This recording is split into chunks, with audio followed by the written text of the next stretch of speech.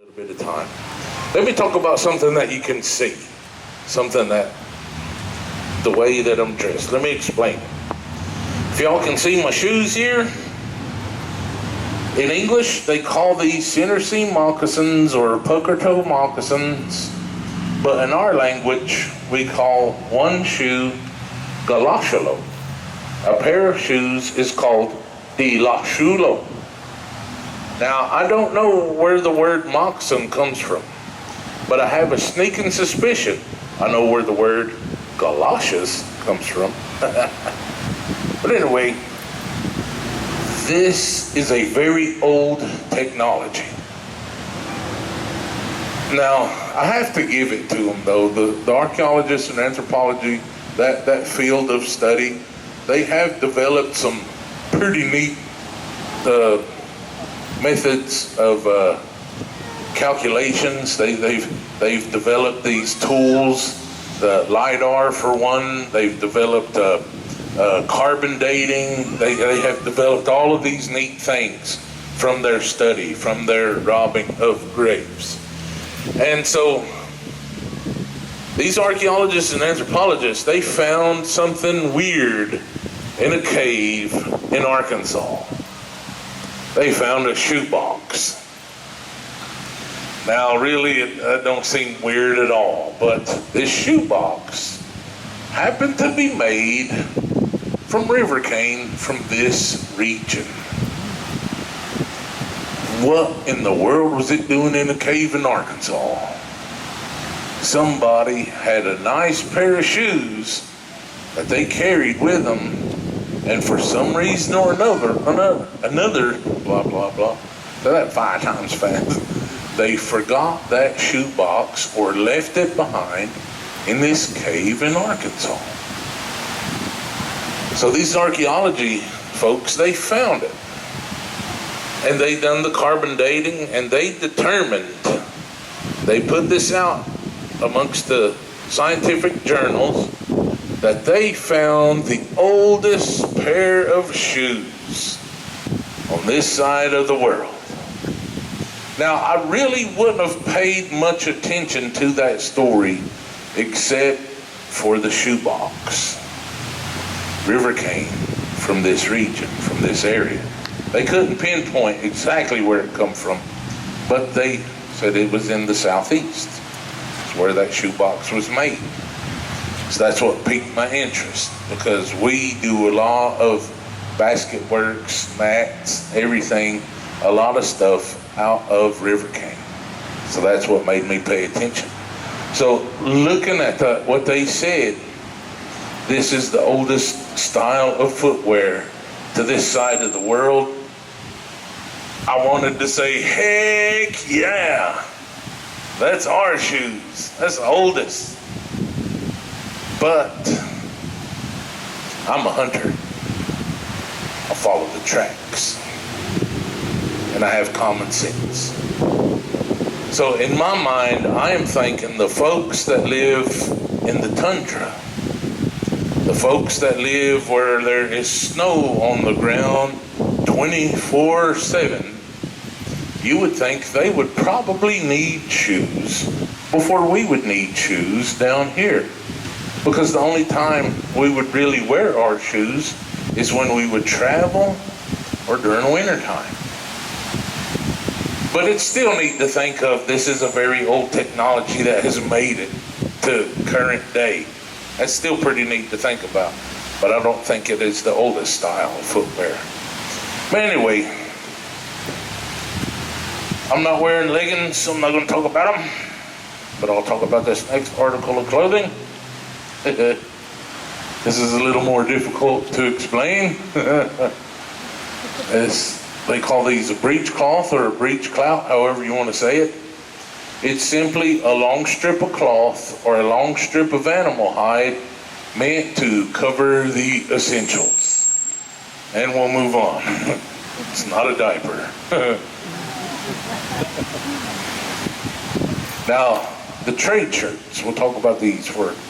Now, usually I give this big long spiel about the exchange rate and how we come to acquire these items, but we're running out of time, so I gotta cut that a little bit short. If you really want to know the rest of the story, come and hang out with me at the museum tomorrow. That's where I work. That's my 9 to 5. But anyway, the trade shirt was a way for the men to brag to the women in the village, because you had to be a skilled hunter in order to obtain this nice stuff from the European Americans. They really liked our stuff, but they were price gouging. They were really greedy. They wanted a lot of stuff for a little bit of stuff in return. Well, anyway, we met that demand for a little while. So the least expensive shirt that you could have would be the shirts that are the same color as the sails of the ships. Now, they used sailboats to get back and forth across the Atlantic Ocean.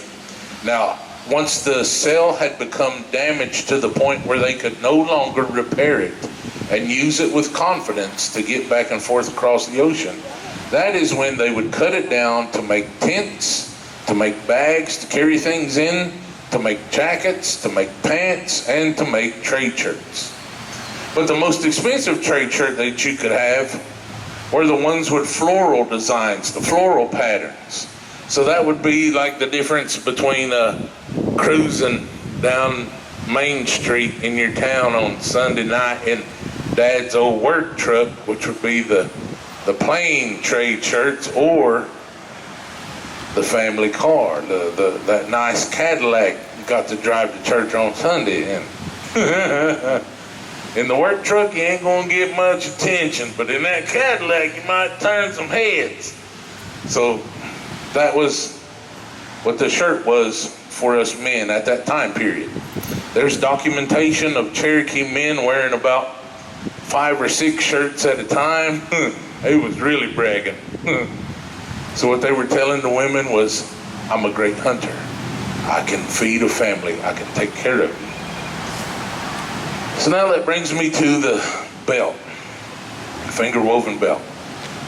Prior to the 1980s, only the men wore these belts. Now the reason for that is, let me ask everybody here, has anybody got a Facebook page? Or MySpace? You still hanging on to MySpace? Well, on Facebook, there is a section that tells everybody in the world your business. It lets them know if you're single, if you're married, or if it's complicated. That's what the belt did. It let the women of the village know the availability of the man wearing the belt. If a young man was wearing the knot on the right side, he was telling the women in the village that he had finally earned the right to be called a man. And he was single and putting himself on the market. So he was single and ready to mingle. If a man wore the knot on the left side, that meant he was married. She has his heart, because the heart is on the left side of the body. So that's where they put the knot. If a man wore the knot in the back, it could mean a couple of different things. One, it could be that he was a widower or just a bachelor. Now fellas, I gotta tell y'all something. In Cherokee culture, it is very different from the European culture. In the European culture, women were little more than property, little more than cattle. If you don't believe me, I'm lying to you. Go look it up. Go check. Look up this saying. Where did the rule of thumb come from? You'll find out some things that you might not have known before, and I doubt you will ever use that saying again. The rule of thumb. Anyway, our culture viewed women very different. To us, Women were amazing. Women were wonderful. They could do something that us men could not do. They have the capability of bringing forth life into this world. And they can feed that life using their own body. That's something us men cannot do, nor would we even care to try. We leave that to the professionals.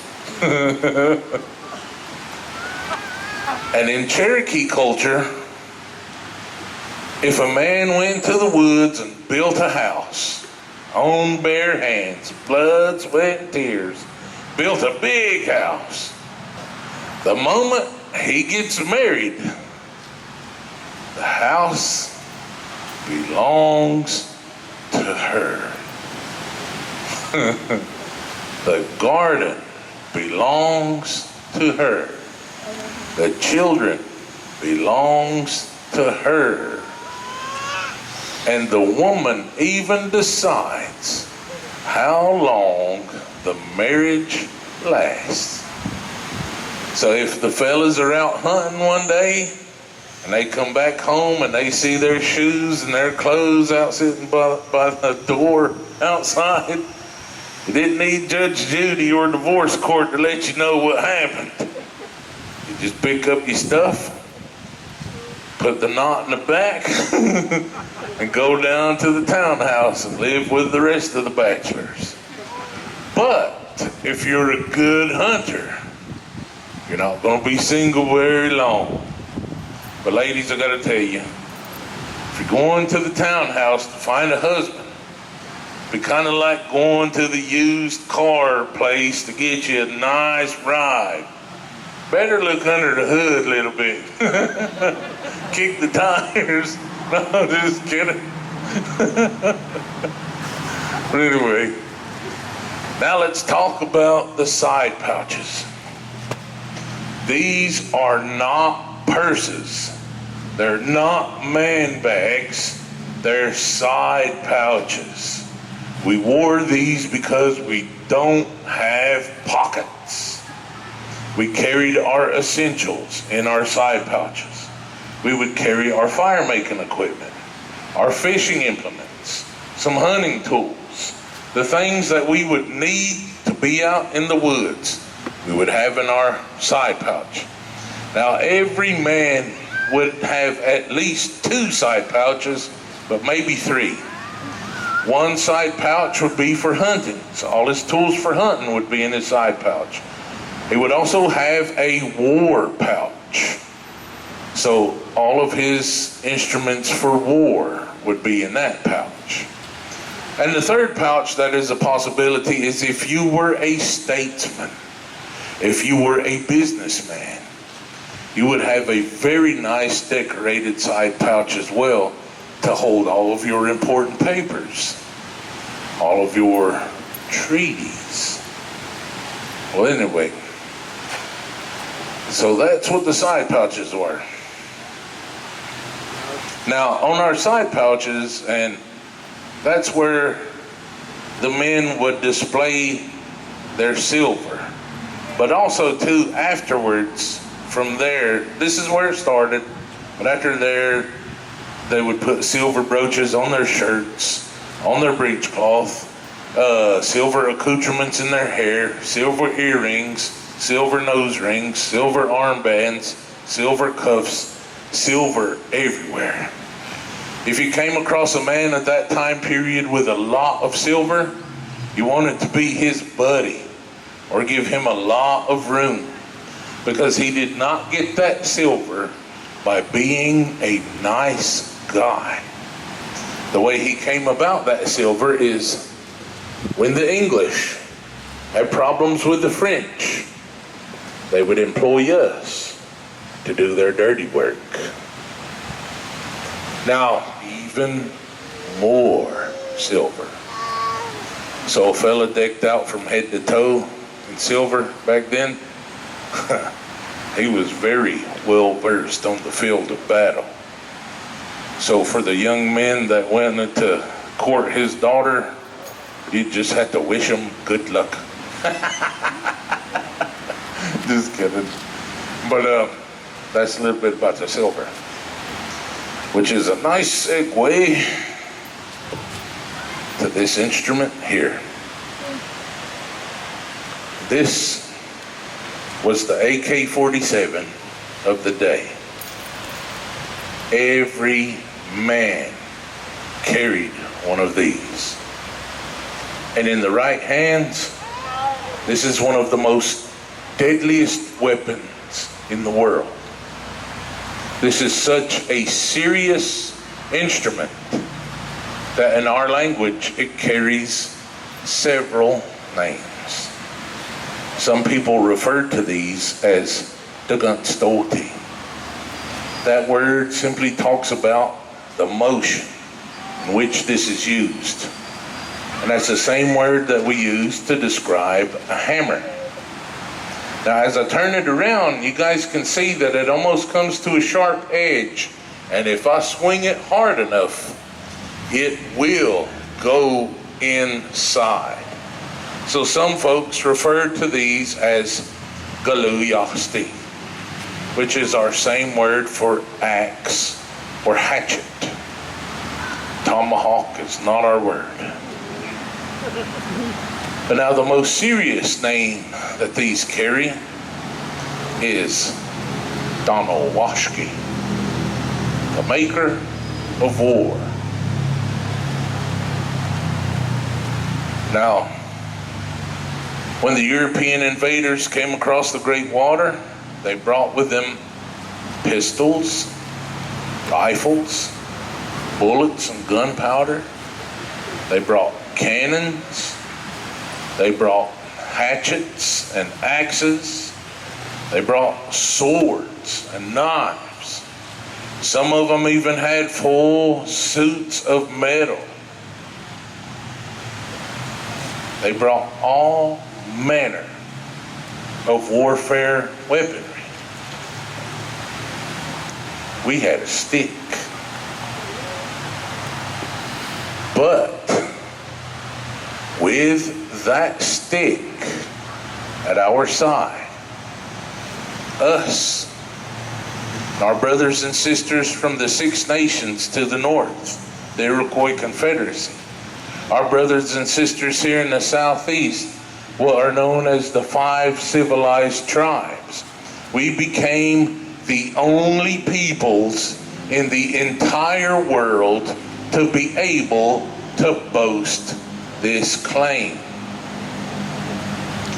We held all of Europe at bay for nearly 400 years.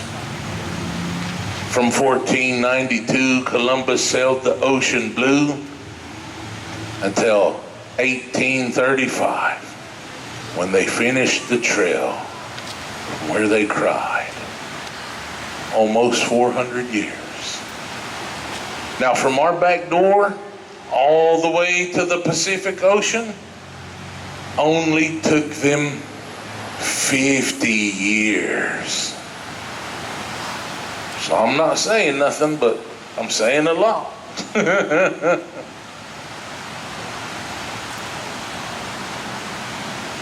Now, if we could have a strong, brave man out of the audience come up here, we'll demonstrate it for you.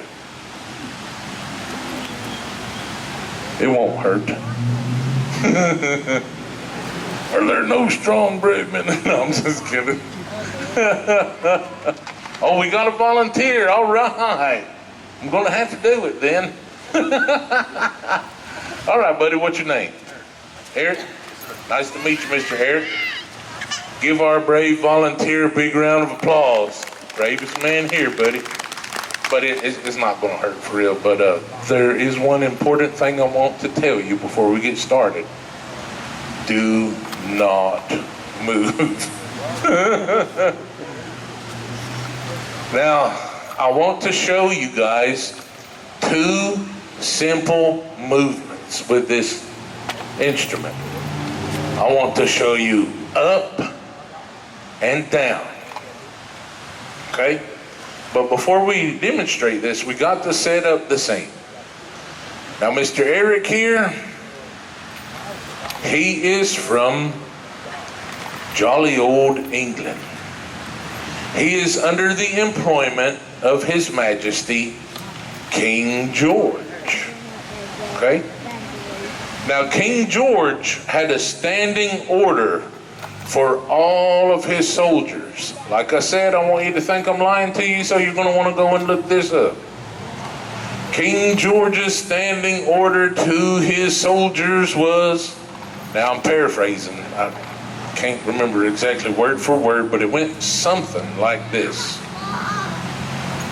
Clear the lands of the savage and make way for God's true children. So Mr. Eric here, he's come here to do some business. Now, if he was simply coming here to end my life, then get back on that boat and go back home to England, I'd be cool with that. So I tend to think of that as the next big adventure. But he's not going to stop with just me. Mr. Eric here wants to also end the lives of all my friends and neighbors. He wants to end the lives of all of my cousins. He wants to take the lives of all of my aunties and uncles. He wants to end all of my nieces and nephews. He wants to take out my brothers, my sisters. He wants to end my grandmas, my grandpas. He wants to take the lives of my mom, my dad. He wants to kill my sons, my daughters, and my ex-wife. That one, maybe. No to the rest. Just kidding. So he's going to come at me as hard and as fast as he can. And this is the part where we do not move, okay? So the very first thing I'm going to want to do is raise my war club. I don't have to explain that to the men in the audience, but ladies, that one is an ouch, would it not be? Now, if I miss that first target, my secondary target would be right up in there. There are no bones protecting those internal organs. Now, if the only strike in the fight was one of those two places, death would come to him maybe in a few hours up to a few days, depending upon the severity of the internal bleeding.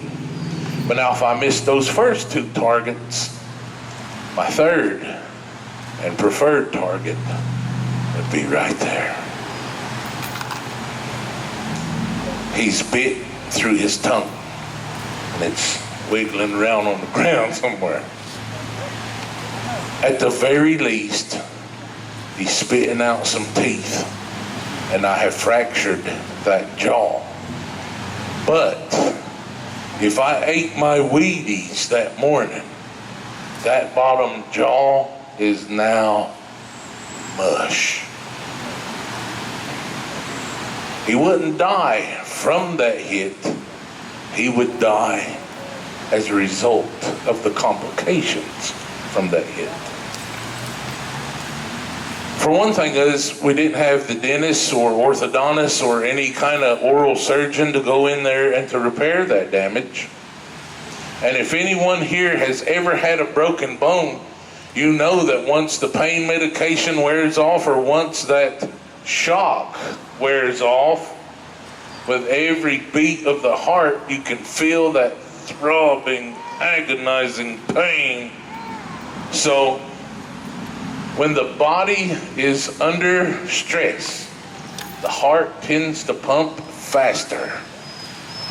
So that pain would be a constant. And now his jaw is going to start to swell. So he cannot eat, he cannot drink. And that pain is so excruciating, he probably won't be able to sleep either.